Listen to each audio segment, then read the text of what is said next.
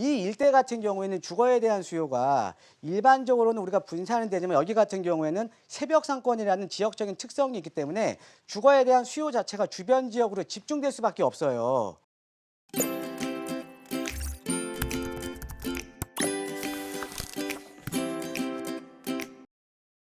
여보세요? 여보세요? 시청자님 안녕하세요. 안녕하세요. 네, 네. 반갑습니다.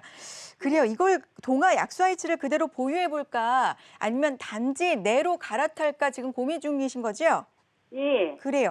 그런데 지금 네 분의 전문가 중에서 두 분께서는 갈아타기 찬성인데 좀 새로운 곳을 제시를 해주고 계시거든요. 어떠세요, 시청자님은? 그냥 단지 안에서 갈아탔으면 싶고요. 아, 단지 만약에, 내에서. 네. 만약에 네. 매도하려면 네. 매도 시점도 알고 싶고 아, 궁금해서 그러세요. 전화드렸어요. 그렇죠. 네. 매도한다면 또 시점도 무시할 수 없는 부분이기 때문에 전반적으로 한번 방향을 잡아보겠습니다. 지금 2대 2이기 때문에 오늘 출연해 주신 정창래 대표님의 의견도 굉장히 중요할 것 같아요. 대화 나눠보시기 바랍니다. 인사해 주세요. 네, 안녕하세요. 반갑습니다, 청자님. 네, 안녕하세요. 네, 안녕하세요. 반갑습니다. 예. 네. 자, 지금 이제 약수아이츠 지금 보유하고 계시는데 네네. 지금 이제 중요한 게 지금 매도 시기랑 그렇죠? 예, 그다음에 예. 전망이랑 그다음에 같은 단지 내에서 좀 더 큰 평형으로 지금 갈아타야 되냐. 네. 이게 지금 가장 궁금하신 거잖아요. 그죠? 예. 집이 또 너무 오래돼가지고 예.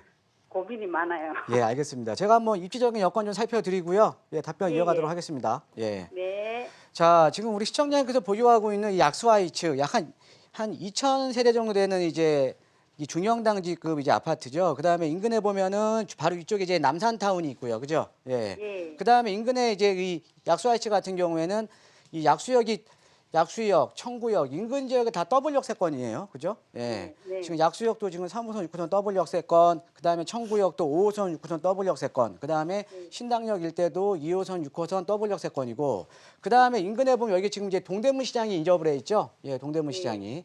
예, 동대문 시장이 인접을 해 있습니다. 자, 일단은 시청자님 이게 지금 오랫동안 보유하셨잖아요. 예. 예, 그런데 저는 이거 좀 더 보유하시는 게 좋을 것 같아요. 예. 그래요? 예, 그 이유를 한번 설명을 해드릴게요. 예.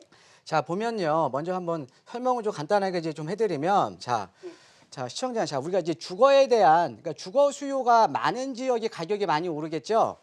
예. 그러니까는 이 주택에 대한 수요가 많아야 될 거 아닙니까? 그죠? 예. 자, 그런데 이 주택에 대한 수요는요, 일반적으로는 소득 수준에 따라서 이 주거에 대한 수요가 분산이 돼 버려요. 예. 그러니까 어떤 의미냐면 만약에 어떤 직장인이 강남에 만약에 이제 그 직장을 갖고 있어요. 예, 그런데 강남이 이제 주거 비용이 높잖아요. 그렇죠? 예. 예. 강남의 주거 비용이 높으니까 그 직장인은 그 직장인의 수요의 그 소득 수준에 맞게 그 내가 살고자 하는 지역을 찾겠죠. 그렇죠? 그래서 예. 만약에 우리가 신도시로 따지면은 뭐 판교로 갈 수가 있겠고 아니면은 판교도 부담이 되면 옆에 분당이라던가 아니면 분당이 부담이 되면 인근의 용인이라던가 이렇게 이 주거에 대한 수요 자체는요 소득 수준에 따라서 분산되거든요. 자, 그런데 제가 왜 이거를 말씀을 드리냐면 우리 시청자님께서 보유하고 있는 요 약수아이츠 주변 일대는 지금 도심 지역이죠, 그렇죠? 예. 도심 지역이 여기에 뭐가 있어요? 동대문 시장이 있죠, 그렇죠? 예. 예. 자, 이 동대문 시장이 크게 있는데 우리가 또 이 부동산이라는 것도 지역적인 특성이 있거든요. 자, 이 동대문 시장 같은 경우는 새벽 상권이죠, 그죠? 예. 자, 이렇기 때문에 이 일대 같은 경우에는 주거에 대한 수요가 일반적으로는 우리가 분산은 되지만 여기 같은 경우에는 새벽 상권이라는 지역적인 특성이 있기 때문에 주거에 대한 수요 자체가 주변 지역으로 집중될 수밖에 없어요. 즉, 우리가 이 지역 같은 경우에는 주거에 대한 수요가 아주 상당히 많은 지역이라는 거죠. 그렇죠? 자, 거기에다가 우리가 제가 항상 강조해 드리는 게 직주 근접 강조해 드리잖아요. 예. 자, 이 직주 근접, 직장하고 주거지와의 접근성이거든요. 자, 근데 여기 지금 도심하고 인접을 해 있고, 자, 그리고 우리가 직주 근접이라는 거는 즉 지하철 접근성이 또 직주 근접에 또 상당 부분 또 차지를 하잖아요. 그죠? 예. 자, 그런데 여기 같은 경우는 인근에 약수역, 2호선, 6호선, 청구역, 신당역, 동대문시장, 트리플 역세권. 자, 그런데 또 여기에 또 역간거리가 우리가 일반적으로 우리가 이 서울 도심의 지하철 같은 경우에는 역간 거리, 그러니까 역과의 거리가 보통 800m에서 1km거든요. 자, 그런데 여기 같은 경우는 약수역에서 청구역까지 보통 500m밖에 안 되고요. 그다음에 청구에서 이제 신당역까지도 500m밖에 안 돼요. 그러니까는 지하철 접근성이 좋기 때문에 우리 갖고 도심 지역뿐만 아니라 주변 지역에 다 더블 역세권으로 이루어져 있으면서 서울의 3도심하고의 접근성이 상당히 좋다라는 거죠. 그러니까 얘는 굳이 팔 이유가 없어요. 또 근데 거기에다가 아까 우리 시청자께서 여쭤보신 게 그럼 단지 내에서 더 넓은 평형으로 갈아타야 되냐? 예. 이게 지금 궁금하신 거잖아요. 예. 예, 갈아타지 마세요. 지금 가지고 있는 놔둘까요? 평형대가 예. 더 좋은 겁니다. 그 이유를 한번 또 설명을 드릴게요. 예. 자, 보면 자, 우리가 주택 가격을 결정하는 요인 중에 여러 가지 요인이 있는데 그중에서 아까 제가 가장 중요한 게 직주 근접이라는 얘기를 말씀을 드렸죠. 그렇죠? 예. 이 직주 근접이 좋을수록 주택 가격이 높아요.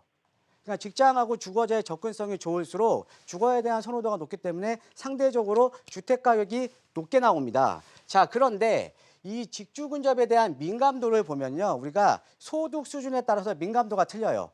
그러니까 뭐냐면 상대적으로 소득 수준이 낮은 분들 같은 경우, 소득 수준이 상대적으로 좀 낮은 분들 같은 경우에는 이 직주 근접에 대한 민감도가 높을 수밖에 없고요.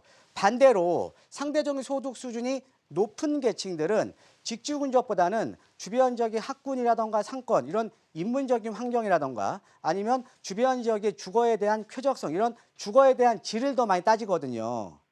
자, 즉 그러면 상대적인 소득 수준이 낮을수록 직주 근접에 민감하잖아요. 그렇죠? 자, 그런데 지금 우리 시청자께서 보유하고 있는 요 일대 같은 경우는 도심 지역과 직주 근접이 상당히 좋은 지역이죠. 그러면 우리가 아파트 평형대 같은 경우에도 상대적으로 소형 평형에 대한 선호도가 더 높은 지역이라는 거죠. 이해되시죠? 예. 예, 대표님. 그러니까 같은 단지 내에서 굳이 더 큰 평형으로는 갈아타실 필요가 없어요. 예, 예, 그러니까 알겠습니다. 그냥 대표님, 보유하고 저- 계신 거 있잖아요. 그냥 좀 더 보유하시고요. 같은 네. 단지 내에서는 큰 평형으로 그 만약에 예. 매도하려면 매도 시점은 언제쯤 될까요? 자, 지금 현재 자 이렇게 보시면 되겠죠. 자, 우리가 이제 매도 시점을 잡기 위해서는 이 정책적인 부분들을 좀 짚어야 되거든요. 자, 그런데 매도 시기를 보면 이 매도 시기를 좀 말씀을 드리면 지금 일단은 지금 서울권 같은 경우는 지금 워낙 규제가 심하죠. 그죠? 예. 예, 그런데 지금 상대적으로 서울 외곽 지역은 지금 이제 그 풍선 효과가 발생을 하면서 지금 규제 지역으로 들어간 지역도 있고 아닌 지역이 있잖아요. 그죠? 예. 자, 그러면서 어떻게 보면 서울의 외곽 지역이 가격이 올라줬어요. 그죠? 예. 예, 가격이 올라주면서 서울과의 갭 차이가 줄어들었죠. 그럼 앞으로 서울이 더 오를 거 아닙니까? 그죠? 예. 갭 차이가 줄어들었으니까 이 부동산 똑같아요. 부동산은 언제나 지 가치를 찾아가기 마련입니다. 그래서 제가 봤을 때는 최소한 2년 정도는 보유하시고 매도하시는 게 좋을 것 같습니다. 예, 고맙습니다. 예.